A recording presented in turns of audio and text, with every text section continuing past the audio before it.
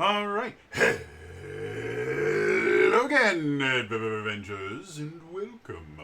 Another exciting daily vlog. This is daily vlog number 157, I want to say. Somewhere in there. So, today, I just replied to a comment from one of you guys that was talking about the thief class and how they hadn't thought about it that way. They asked about things like summoners and rangers and stuff like that, and I'm on a class design kick right now, so I also need to drink something. So I figured let's just keep talking about classes. And in particular, I want to talk about the ranger for a number of reasons. Probably the biggest of which, a while back, I was on Reddit. I like Reddit. I think Reddit is a lot of fun. In moderation. And if you don't take it too seriously. And I follow a few subreddits. One of the subreddits I follow is r/D&D. And somebody asked about the 5th edition Ranger and just why it sucked so much. And everyone was really quick to shit on the Ranger and go, it's because the D&D people are just horrible, disgusting people and they wanted Ranger to die. So I made this long post where I go, no, it has nothing to do with that. It actually has nothing to do with it being designed poorly or anything like that. The problem with the 5th edition Ranger in the Player's Handbook was they decided to stick to features that had shown up in 3rd edition that don't translate to 5th edition, because 3rd edition was the king of floating modifiers. Which, if you're not familiar with that term, a floating modifier is basically any time you add or subtract a number from your roll, simply like in the middle of combat due to something that's happening on the field. Those are called floating modifiers. And 3rd edition had shit tons of them. Shooting into combat, 2-weapon fighting,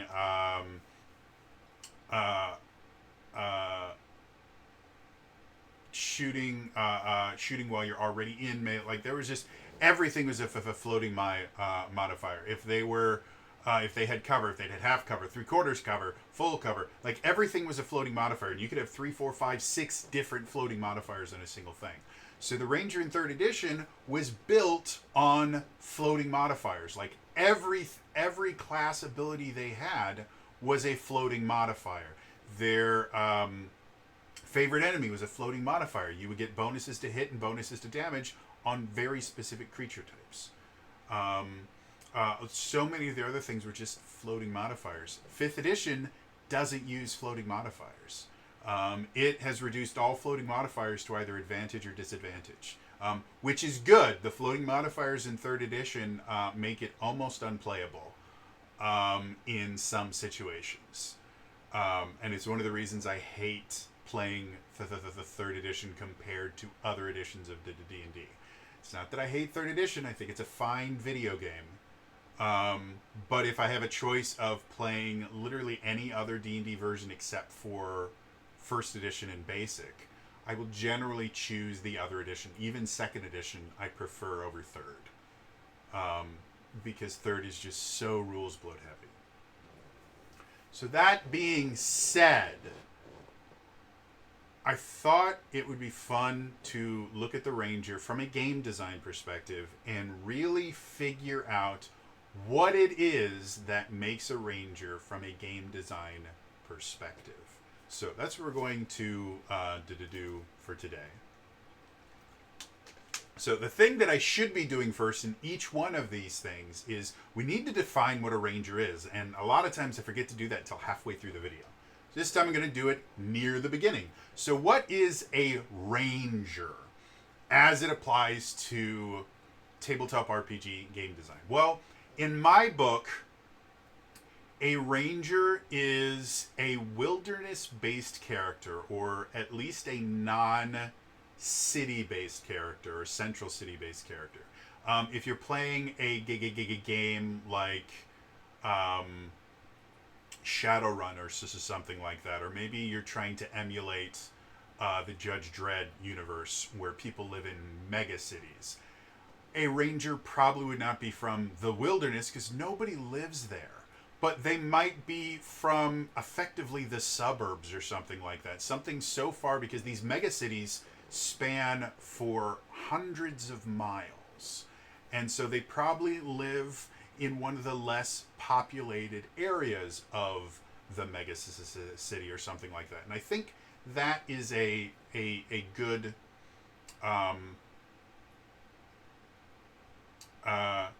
that's a good caveat. Or if you're doing a space kind of thing, it could be that it's not that the rangers live in the wilderness. They may just live in the wilds of space. They may constantly be on starships and things like that, or have their own starship. But I think the idea that a ranger is either a wilderness or just non urban based character who primarily uses weapons but also has access to a little bit of magic or some, and again, magic in general is just something that kind of breaks the laws of reality. So has some sort of magic that is connected to that wilderness or just non-urban aspect to them. So again, your standard ranger, they get druid spells effectively. They get nature-based spells. But if you're thinking like a space ranger, to infinity and beyond. No. If you're thinking of a space ranger style character, their special abilities might just be tied to space in general. If we're going to treat Buzz Lightyear as an actual space ranger, you're not a space ranger. You don't shoot lasers or fly. Excuse me. Chunk. Sorry, I watched that movie a ton when I was a kid. If we're going to treat Buzz Lightyear as a space ranger, just his abilities that are associated with his suit could be his quote-unquote magic. The ability to fly is not something that everybody can do. The ability to go into space without, being in a spaceship is not something that everybody can do. So very easily you can modify this ranger archetype to fit a lot of different settings by just simply saying that they are non-urban based, weapon focused characters. Some of them are ranged, some of them are melee focused, but weapon focused character that gets access to some extraordinary abilities related to that non-urban environment. And when we define the ranger like that, it turns into kind of a really interesting character class. One other thing that we have to put into that ranger definition, because it exists in the first iteration of the ranger, is the idea that in addition to be a non-urban weapon-based character that gets access to some extraordinary abilities, they also are specialized in finding and attacking a certain subgroup of creatures in the world.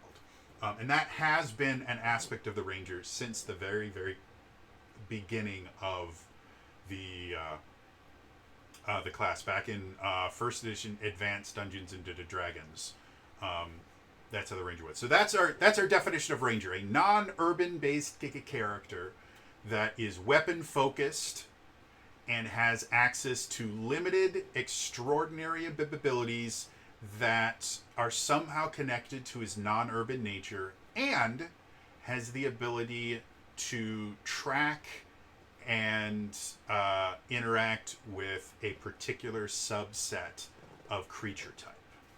So that's the Ranger. So what exactly does that mean from a gameplay perspective? And let's really talk about the history of the Ranger in and of itself. So again, going back to first edition Advanced Dungeons and Dragons, because the basic or the original Dungeons and Dragons didn't technically have a Ranger. However, in Strategic Reviews Volume 1, Number 2, they did introduce the Ranger. I have no information about how it worked, though. The first information I could find was actually for Advanced Dungeons & Dragons First Edition. And basically, what they were is they were effectively kind of a weaker fighter.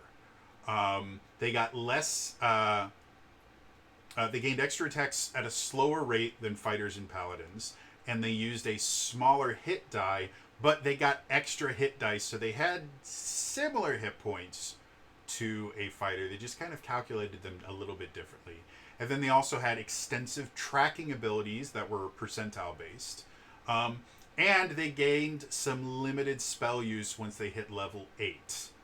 They could use some druid spells and some magic users spells.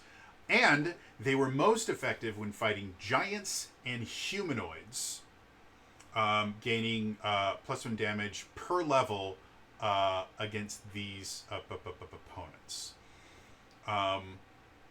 And then another thing that was unique to, and I guess we might want to put that into our definition as well. So we may revise the definition in a second here. But one of the things that was unique to D&D First and Second Edition was the idea of followers. A lot of different classes, specifically the martial classes, when they gained enough levels, they could start gaining what were called followers. And they were basically just extra characters that would follow along. And they kind of worked like pets.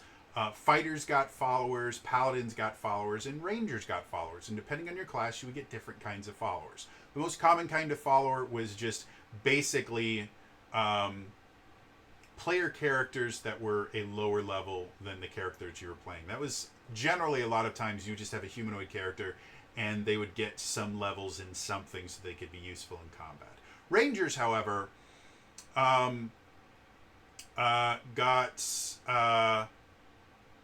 they had access to classed player character races, and then they also got things like Pegasi, Pseudo-Dragon, Werebears, stuff like that. And they would actually roll on a table to see how many followers they got, and the less followers they got, the more power the individual followers had, was the most thing. And then Second Edition kind of did the same thing, but they went even further into kind of focusing it on the idea of animals, where high-level rangers could recruit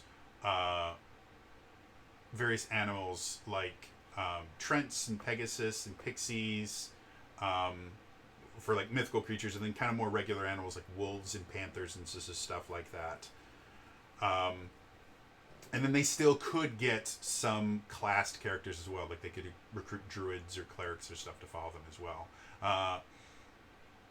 So again, slightly revising our ranger definition, some rangers also get a companion.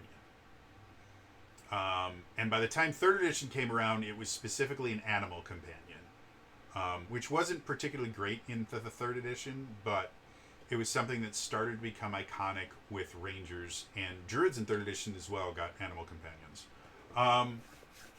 So yeah, we're going to slightly broaden our ranger thing because it has become iconic of the class. That a ranger is a non-urban, weapon-focused character that gets access to low-level, extraordinary abilities. They specialize in tracking and combating a specific subtype of creature. And they can get a companion to help them out. A lot of times a non-human companion, but doesn't have to be. So that's our ranger definition. So again, looking at the ranger, and this is one of the reasons why I originally went, were rangers a rogue or a fighter? Because when you look at the ranger, they do kind of branch that midpoint between the fighter, who again, when we talk about the three basic classes in original D&D, fighting man, magic user, cleric. The fighting man was basically the catch-all for if you use weapons in combat, you're a fighting man. And that's one of the reasons why rangers and paladins were both subtypes of fighting men, because they were both fighting-based classes. Your magic user was if you used magic in combat, you were a magic user, and they eventually had subclasses of that. And then clerics, if you healed people in combat, you were a cleric. That's what it was. And then they introduced the thief, and the thief was the first one that really defined itself by out of combat abilities. If you could disarm traps, be super stealthy, all those other things, pickpocket, those were all things that made a thief, and none of those were combat abilities. And so thief was basically, if you want to do stuff outside of combat, you were a thief. Well, the ranger is a hybrid of both of those because the non-urban aspect of the ranger meant that, especially when you're looking at first edition D&D, there were a lot of things in first edition D&D where it was kind of a war of attrition versus the world. You would a lot of first edition D&D stuff were dungeon delves, and so you would go as far as you could in the dungeon, and eventually you would get to a point where you couldn't go any further. You'd have to go back and rest, and then the dungeon would slightly repopulate, and each time you'd get further and further. That's how Greyhawk was originally created, and eventually Undermountain was created with the same basic premise as Greyhawk. Greyhawk Castle was literally built on top of a dungeon because the adventurers were delving this dungeon so far, and basically every time they played, it was just, well, let's see which floor we can get to this time. That instead of having to go all the way back to town to restock on supplies like torches and food and stuff like that, they built a castle on top of it, and that's where Greyhawk Castle came from. So the Ranger was based on this idea of, well, what if being outside of the safety of a town wasn't a bad thing? Wouldn't it be cool to have a character like Aragorn, where they are so at home in the wilderness that while other classes, as soon as they leave the castle walls, they're like, okay, I have this many torches, I have this many days of rations, you know, I have my tent, I have my sleeping bag, I have all these stuff to make sure that I don't die out here. And the ranger's just like, I'm great. The wilderness is my thing. This is where I live. I love it out here. I don't have to worry about it. And that's kind of the class fantasy of the ranger, is this character that when everyone else is like, we need to be very careful, this is a dangerous place, the ranger's like, I got this.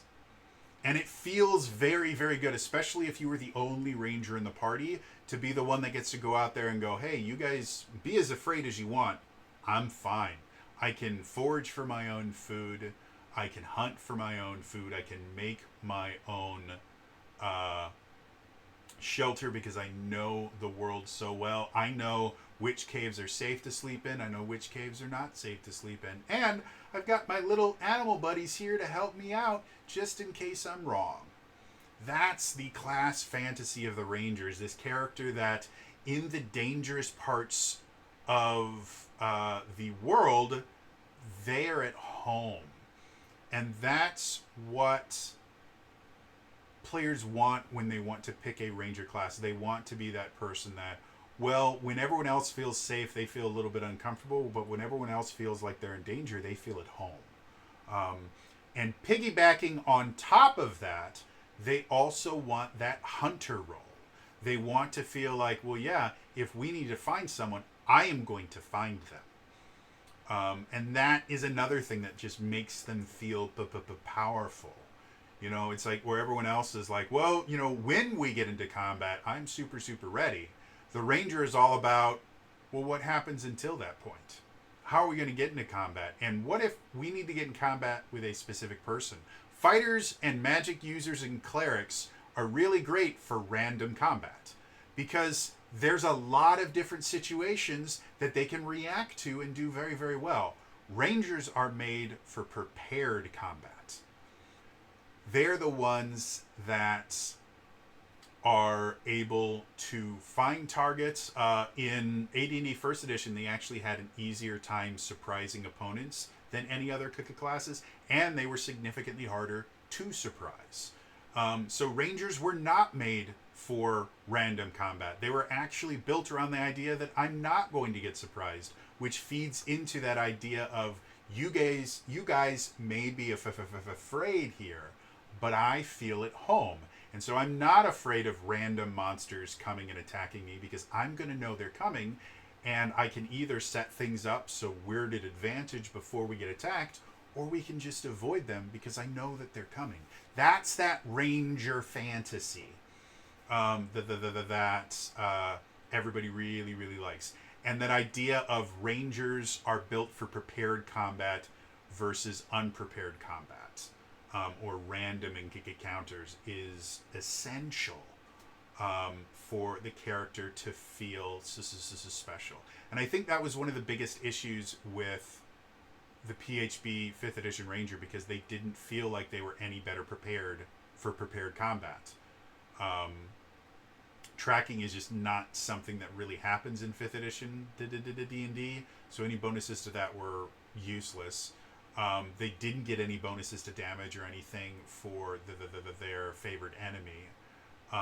And the exploration tier of 5th edition was not utilized very well in probably like the first, I don't know, 3 or 4, maybe even like 5 years of D&D 5th edition. Like if you look at the Tyranny of Dragons campaign, which is Horde of the Dragon Queen, and is it Tyranny of Dragons the first one? I can't remember. Anyway, it was 2 different books. One that went from like 1 to like 12, and the other one that went like from 12 to 20. Those campaigns have very little exploration built into them. They're mostly finding information, which can be exploration, but it's a little bit closer to social. So find information, go to the Cult of the Dragon place, deal with that. Go to the next Cult of the Dragon place, deal with that. Convince other people to help you, so you can go to the Cult of the Dragon place, deal with that. And that's what it is. And the same thing happens with Princes of the Apocalypse. It's find the elemental cults, deal with the elemental cults. Out of the Abyss, I guess Out of the Abyss is the first one where they really started playing with exploration, because you're going through the Underdark. But even then, it wasn't great, and it was still kind of location to location to location without a ton of that. And then Curse of Strahd was very, very narrative focused, and there wasn't a lot of exploring, because exploring would kill you in Barovia. That aspect of the Ranger is a master of prepared combat and preparing for combat didn't really show up until much, much later. Probably like 6 years into D&D 5th edition, when they released Tasha's and they had the revised Ranger alternates. This is stuff. Like, that stuff made the Ranger feel cooler. But yeah, so when we're looking at the Ranger from a game design perspective, again, we've already defined this as they are a non-urban class. And so in order for that to happen, there needs to be effectively survival mechanics in your game. And the Rangers need to be better at it than most. And survival mechanics can be extremely complicated or very, very simple. If you want to go the simple route, it can be as simple as, every time you are not, every day you are not in a town, you have to burn your survival supplies, whether that's food, water, whatever. You just go, okay, so for each time, each 24-hour period you're not in a town, you are burning survival supplies.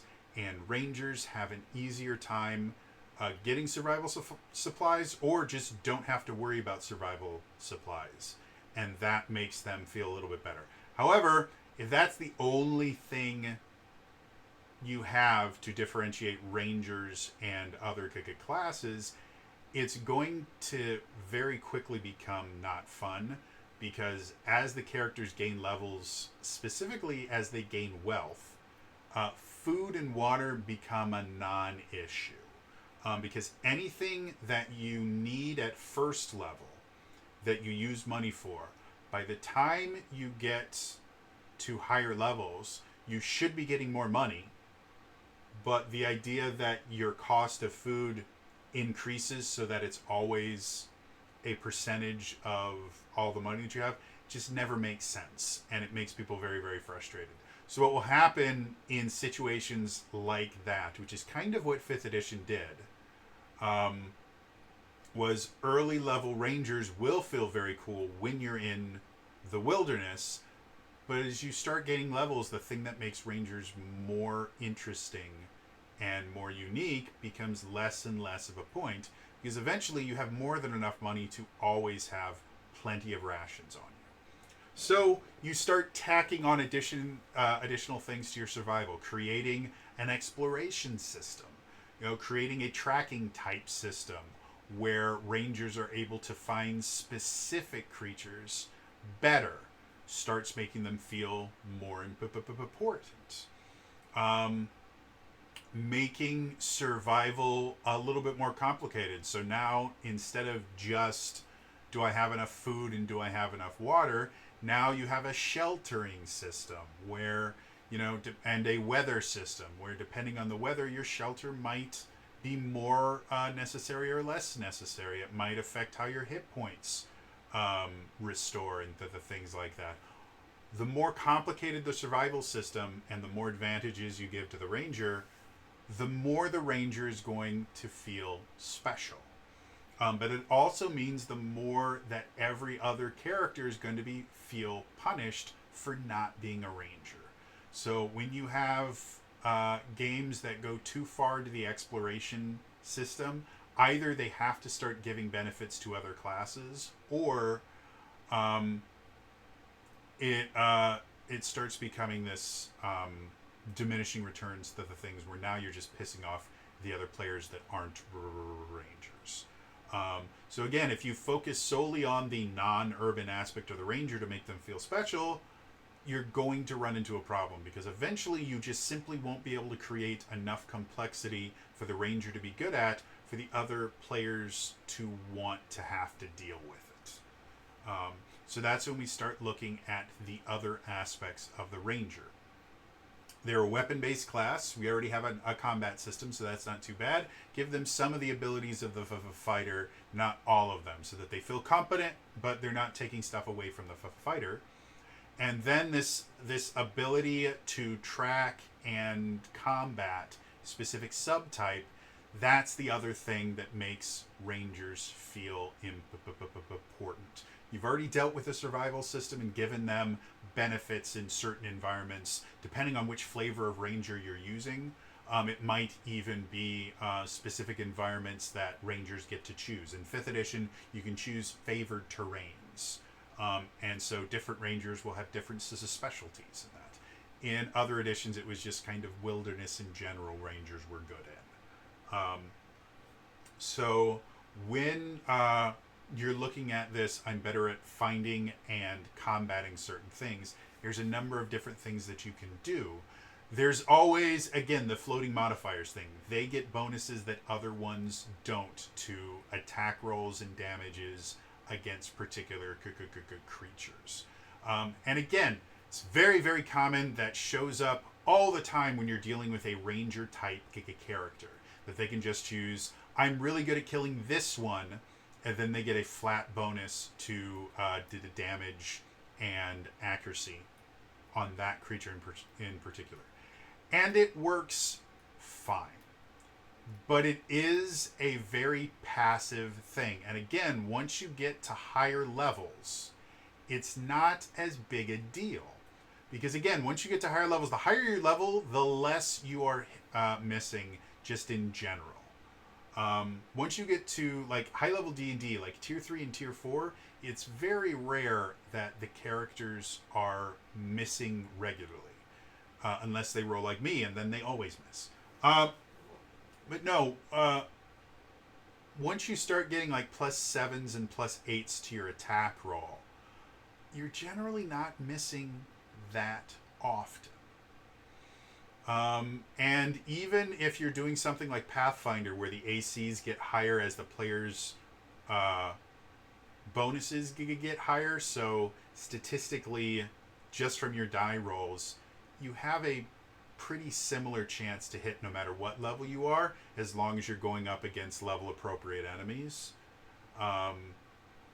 Even in situations like that, as you learn to play your character better, you learn how to put your character in situations where they have a better chance to hit in general, whether it's using flanking rules, whether it's using different spells and things like that. So even if the attack rolls themselves, or whatever your accuracy checks are not giving you a statistical advantage. The fact that you know this character and you know the GM at that point really well means that you are going to be missing significantly less.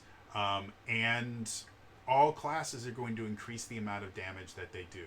So if your goal to make Rangers feel better against or if your method of making Rangers feel better against a subtype of creatures is to just give them flat bonuses to their accuracy and their damage, again, you will get diminishing returns. Low-level Rangers will feel great.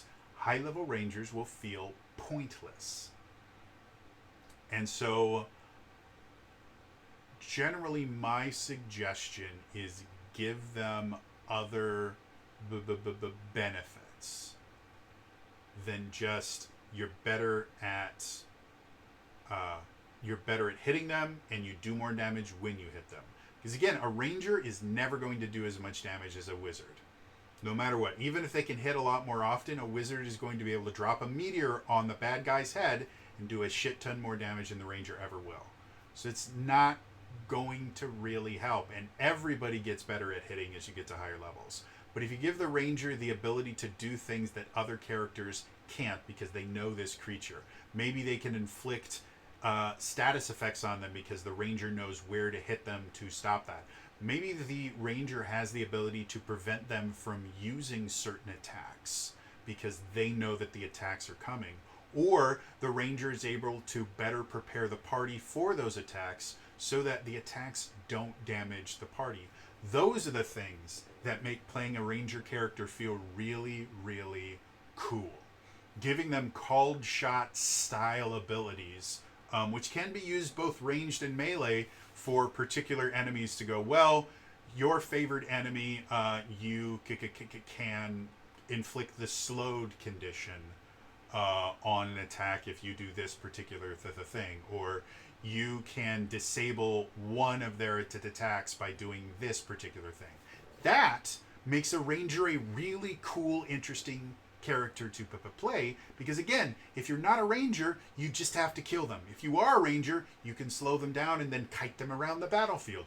You can disable their most damaging attack to make them that much easier to do. Or maybe it's simply that if a ranger sees this attack, or if this particular creature attack has an area attack, the ranger can give their allies this kind of a bonus to it by spending a reaction or something, and make it so that their allies can survive something. If you're fighting a dragon and your ranger specializes in fighting dragons, does it feel really cool? It's like, ha!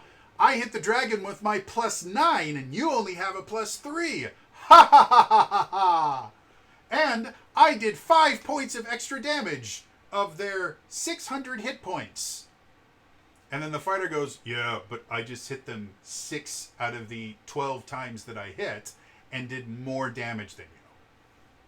Oh, I mean, yeah, I guess that makes sense. No, it doesn't feel good.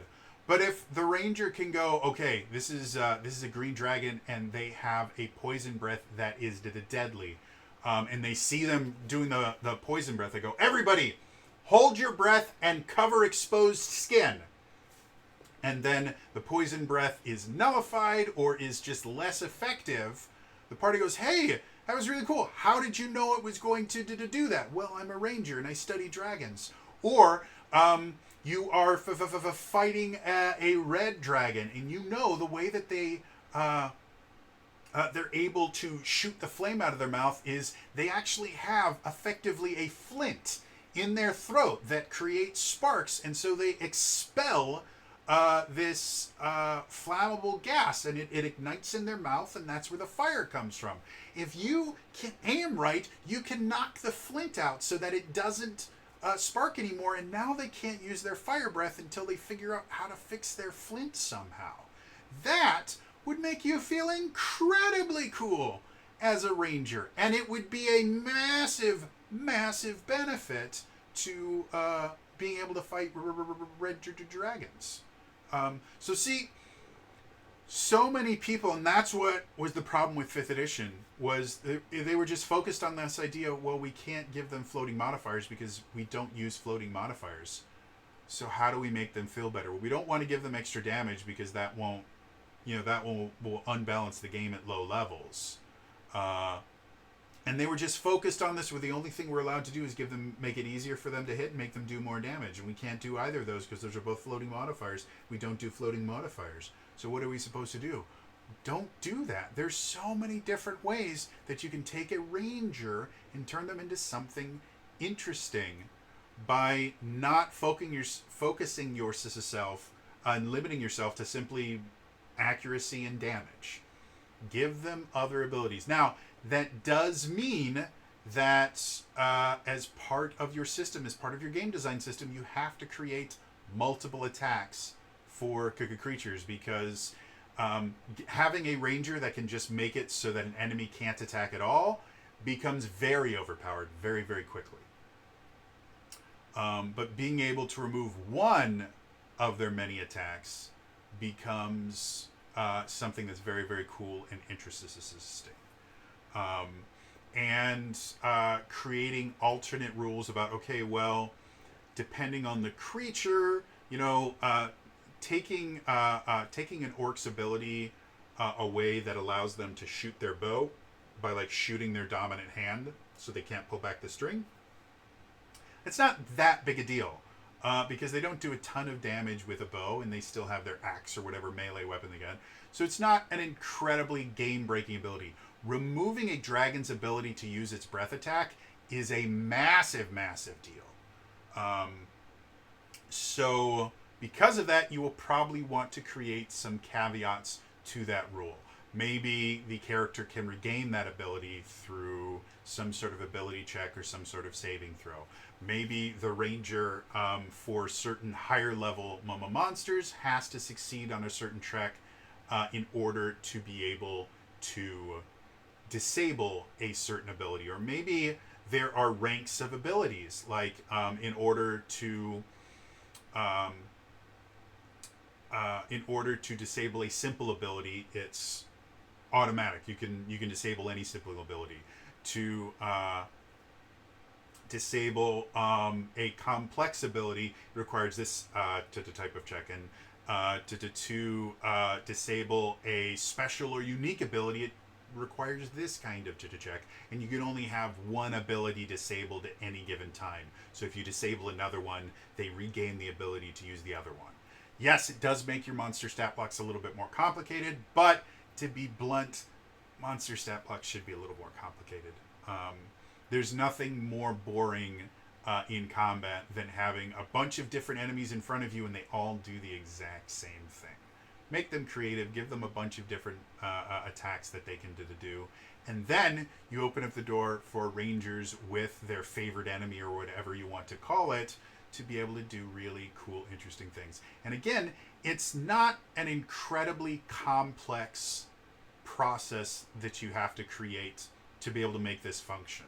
Again, if you just create tiers of abilities, simple, complex, specialized, and then have different rules for each one, you just created a balancing mechanism that's not remarkably complicated, but can be modified in a lot of different ways to give the ranger a lot of different ways to interact with them. And it's not hurting any other class that you've taken, the flame breath from a dragon and change it from just an ability to a specialized ability. It doesn't hurt the other players, but it does give the ranger something that makes them feel this is special. Now, let's talk, before we talk about companions, because that's a topic on itself, let's talk about the extraordinary abilities. Again, since the beginning, rangers have gotten access to some magic, but they generally get access to magic at a slower rate than actual magic using classes and less powerful versions. And what that generally translates to is ranger spells suck. That's what it is. 3rd edition ranger spells were near useless. 2nd edition ranger spells were near useless. 1st edition ranger spells were useless. Because at 8th level, you had access to 1st to 3rd level druid spells and 1st and 2nd level magic user spells. first and second level spells at 8th level really just don't do much. So if you want the ranger to, again, feel special, our definition is they get some sort of extraordinary abilities linked to their non-urban nature. So create ranger spells. Create things that rangers can do. They did kind of do that in 5th edition, where Hunter's Mark was originally supposed to be exclusive to rangers, and 100% it isn't. Vengeance Paladins get it, and anyone that takes the Fey-touched Fey-touched feat, because it allows you to take either an illusion or divination spell of first level. Hunter's Mark is a first level divination spell.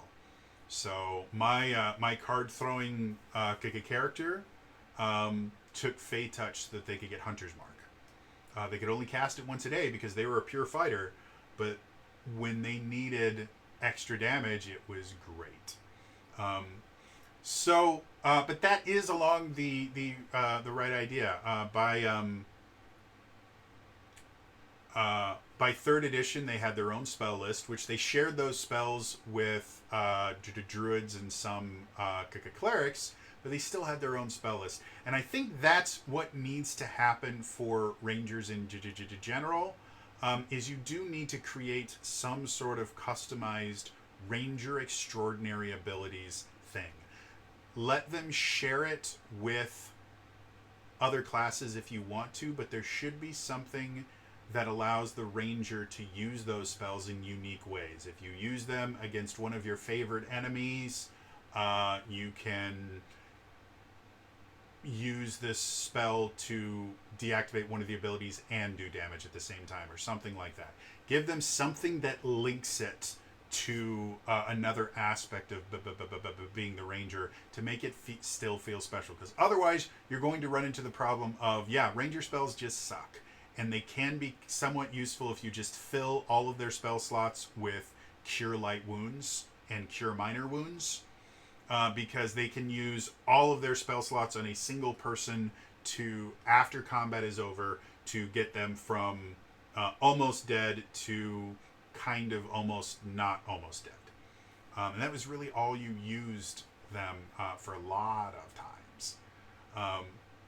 So yeah, if you want to add that extraordinary ability, the magic or whatever it is, because again, it has been part of the ranger for a long time, you probably want to have either create unique spells or abilities, whatever they are, specifically for the ranger, or allow the ranger to use those abilities in different ways. And again, you can just link it to one of the other systems that you've already created to have an interesting fun of a ranger.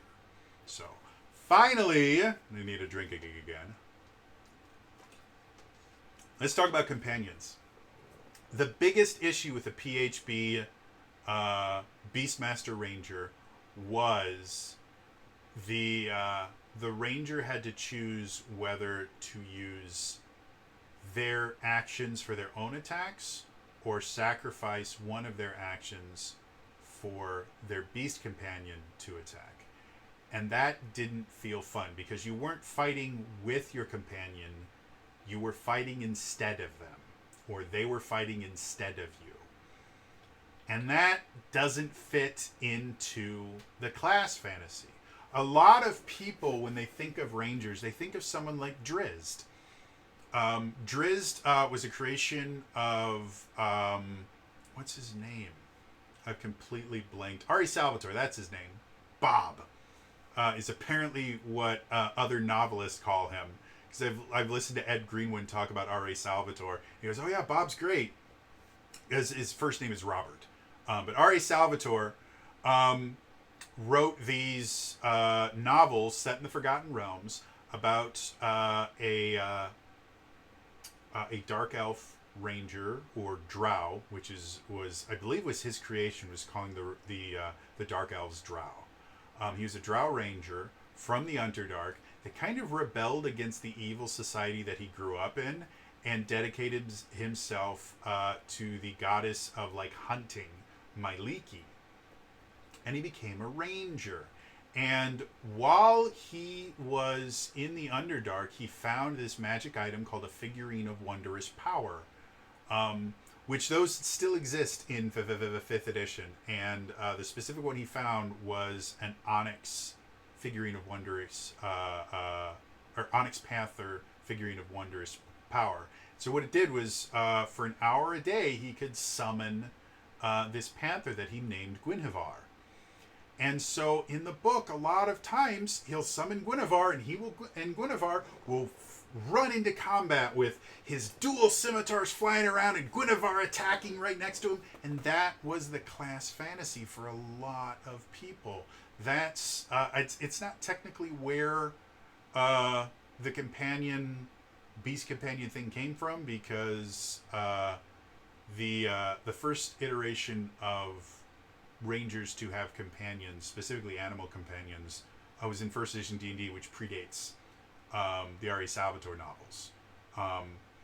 But the emphasis on the animal companion, once it got to third edition and later, really was kind of reflecting that people loved that kind of a character, and it made sense for this wilderness-based fighter to have an ally in nature.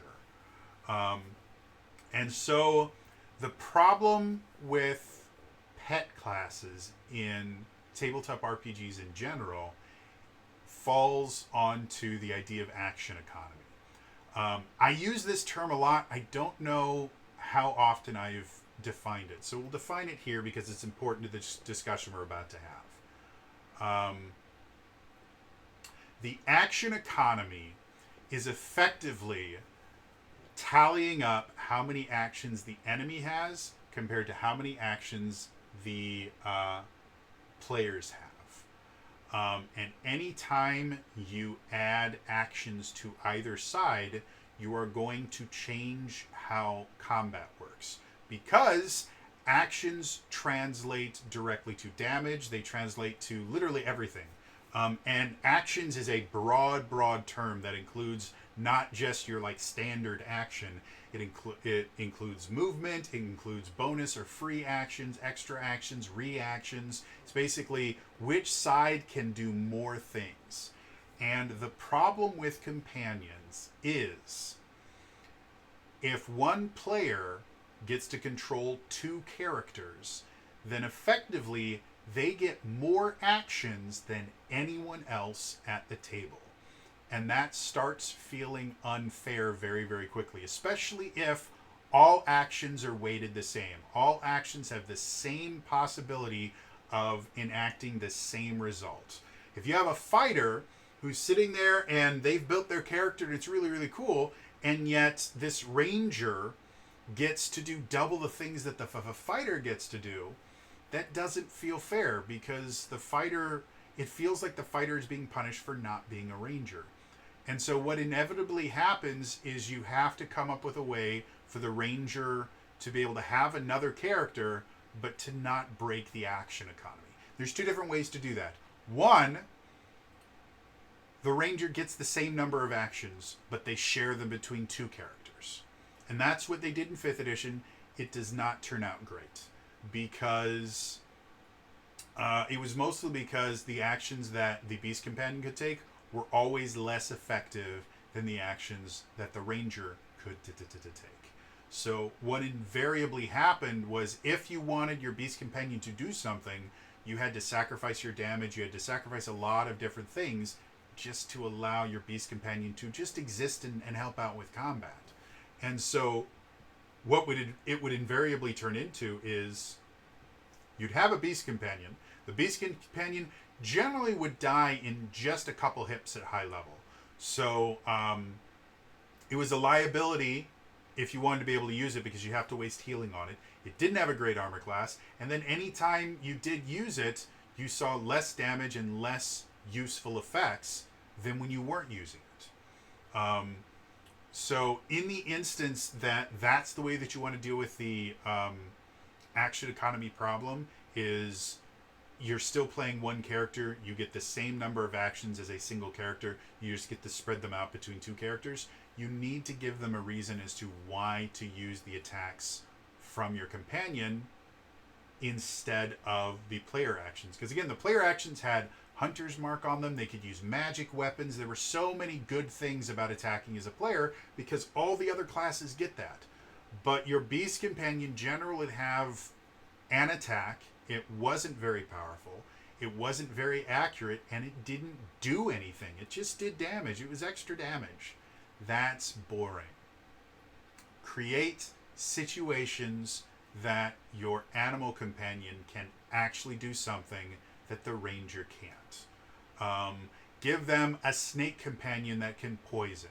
Give them a gorilla companion that can grapple. Give them something that means that when their companion takes an action, it's not just, I'm going to do damage, because that's boring. And again, that is bad class designing. The idea that good class design gives you choices, bad class design gives you right answers. If the only thing that your companion can do is damage, that's all they do is they do damage, then there's always going to be a right answer to should I use my companion or not. Does it do more damage than I do? Then the companion is the right answer. Does it do less damage than I do? Then I am the right answer. There is always going to be a right answer when the companion is limited to just doing damage in combat. By giving them abilities to do something different. Maybe they can have the opponent grant some kind of benefit to others. Like maybe they have the opponent give advantage to anyone attacks against them. Like they can use the aid command. Maybe they can move the opponent. Like you give them a wolf and the wolf can just literally move the opponent into a different place. That can be useful. And some of those things can have damage added to them. And because of that, you can make them do less damage, which is the other balancing thing we're going to talk about in a little bit, but still be useful. So if you want to create a pet-based class like the Ranger traditionally is, then you definitely want your pet choice to give you different options. It can't just be, oh, here's damage.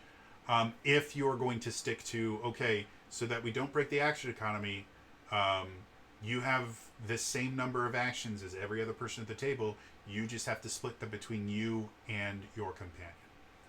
The other way to balance the action economy is the additional actions that your companion takes are simply not as useful. They do less damage. They are more difficult to hit, something like that, so that you are effectively creating two tiers of actions. You have player actions up here that are important, and then you have companion actions down here, which don't affect it as much because they're simply less powerful. Again, 5th edition D&D actually did both of those, where you had to share your actions and the pet's abilities were less powerful, and that's why the PHB version of the Rangers sucked so much, and everyone hated it. It didn't let you play the class fantasy of wading into combat with your ally and you both kind of fighting side by side. It was more of you would wade into combat and your ally would kind of limp in and nuzzle the bad guy a little bit. And that was it. So if you are going to do a thing where you're going to give the companion a lesser version of actions, which again, I'm not particularly fond of that particular route because it just makes them feel less useful. The thing that you have to understand is you have to find a way to integrate it with the actions that the ranger is already taking. So if you want to give the companion their own set of actions for things so that the ranger doesn't have to burn their own actions to use their companion, make the companion's actions rely on whatever actions the ranger is taking.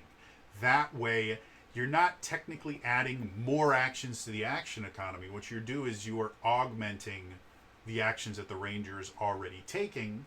And again, it makes it feel Like you and your animal companion are going in side by side. Because the other detriment of having an additional character is for something like an area attack, like a fireball.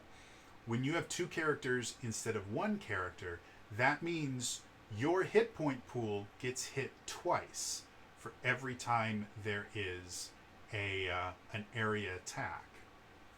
And because of that, that means that these additional actions that you've just given to this character can be taken away from them depending on how the enemies work and how they decide to do damage. If you have an enemy that realizes that this dog that's following you around is doing serious damage, they can just focus fire the dog and take him out of combat.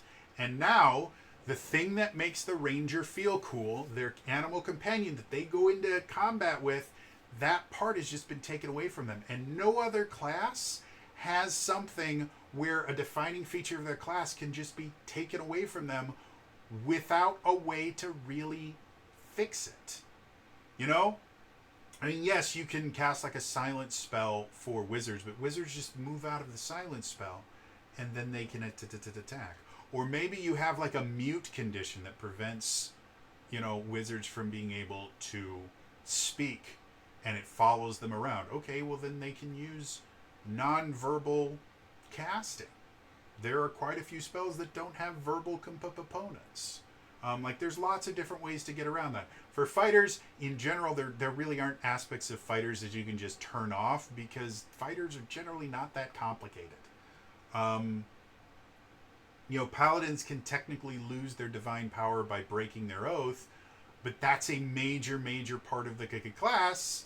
And you can either become an Oathbreaker Paladin or you can go on a path of redemption to attempt to regain your ability, stuff like that. But for the Ranger, it's just, they used area attacks like they always use. Guess I lose part of my character's kit. So that's not really fun. And that is an aspect that you can use as far as balancing, is the fact that, well, yes, if we're going to give you extra actions, we can take them away. But you have to understand what a big difference that's going to make to the class. And to be perfectly honest, that makes balancing combat significantly more difficult, because that means that in combat with a ranger that has a companion, you have to calculate what a balanced encounter is differently than a ranger without a companion or just not having a ranger in the party. And difficulty of combat can instantly change as soon as the ranger's companion is gone. So either the ranger's companion has to have a beefy amount of hit points, which then kind of defeats the balancing portion of it, or round 2 of combat is massively different than round 1 because the dog died in round 1 and now the rangers lost half their kit. So again, I think if you are going to give them their own actions, tie them to the actions of the rangers. So the dog can still use when, or can still choose when to use those actions and which actions that they want to use, and that will give the ranger a feeling of control and a feeling of being special. But it's not just going to be, okay, I take my turn and now I take my dog's turn. Link it to the ranger in some way, because that is the class fantasy. You are so intrinsically linked with this creature that you can fight side by side in combat and just know what the other person is going to do. You want to give pet classes their own set of things, link it to what the primary class is doing, and that makes it interesting and fun. Again, just giving them the same exact actions that the ranger has and just letting them go in and do a couple attacks and move around, it's boring. Again, all that is, well, that's based on the idea that the only way to balance combat is to give one side more hit points. That's really, really boring combat. And again, that gives you right answers, not choices. You really don't have much of a choice to use your animal companion. If all they can do is do damage, then it's always in your best interest to send your animal companion out to do damage. There really isn't a choice. Find the person that your animal companion can hit, do damage, rinse, repeat. That's not fun. Give them interesting things that they can do, and you're going to create a character class that people are excited to play. because it doesn't play like a fighter with another smaller fighter next to it. Um, yeah. So that is my thoughts on the Ranger class, specifically from a game design perspective. Those are the things that Rangers can do. And again, that broad definition of a Ranger being a non-urban, weapon-focused character that has some kind of extraordinary ability tied to their non-urban nature and has the opportunity to have some kind of a companion that fights with them. That is my broad definition of a Ranger. Oh, and that has the ability to specialize against a certain subtype of creature. So when we look at that very broad definition, again, that lets you put Rangers in a lot of different situations, a lot of different campaign settings, and still have what is unique to a Ranger. And when you look at the things that I focused on, you know, their extraordinary abilities need to be unique in some way to the Ranger. Their specialty towards their specialization towards a specific creature subtype cannot just be extra accuracy and damage, because that's boring. And then their companion has to be linked to them in some way, and it can't just be a little extra damage. When you focus on those things, you can create Rangers that are phenomenally interesting, that players are excited to play, but also that your fighter is not going to go, well, damn it, why am I not a Ranger? You know, your fighter is going to have their own things that make them feel powerful and cool. And your Rangers can have their own things that make them feel powerful and cool. And I think that was one of the things that D&D 5th edition did the most right, was other than the Ranger, every single class feels special in D&D 5th edition. Every single one of them has something that makes them unique, something that makes them play differently than any other class. And I think that is class design done right. If you're going to be building a class-based RPG, you really do need to decide on, well, what is a class going to be? Why is this class different than that class? Because if your whole focus is, well, a fighter is different because it's called a fighter, and a paladin is different is because it's called a paladin, and they wear sparkly armor, well, then you're going to have the same problem that the 5th edition Ranger had, where everything the Ranger could do, a fighter could do better. And so most people that started as Rangers would throw their Ranger down and start a bow-based fighter and have a lot more fun with it. So anyway, with all that said, I'm interested to hear what you guys think about the Ranger in particular. Do you agree with the definition that I came up with? Do you think there's aspects that you don't like? I know there's a huge argument about whether Rangers should have magic or not. Do you think we should take out the extraordinary ability aspect of it? Or do you like the idea that the extraordinary ability doesn't have to be magic? We can go that Buzz Lightyear Star Command kind of thing, where their extraordinary abilities are built into their suit, and that's what makes them extraordinary. All of those the things. You know, what is your opinion on a Ranger? Second question I have for you, who is your favorite Ranger? Do you like Aragorn? Do you like Drizzt? Do you like D&D Rangers in particular? Is there another game system, whether it's a video game, whether it's a movie, board game, other tabletop RPG, where you just think Rangers are that much more fun? Let me know in the comments down below. Otherwise, again, that is all for me today. I will see you guys in the next time. All right? Bye-bye.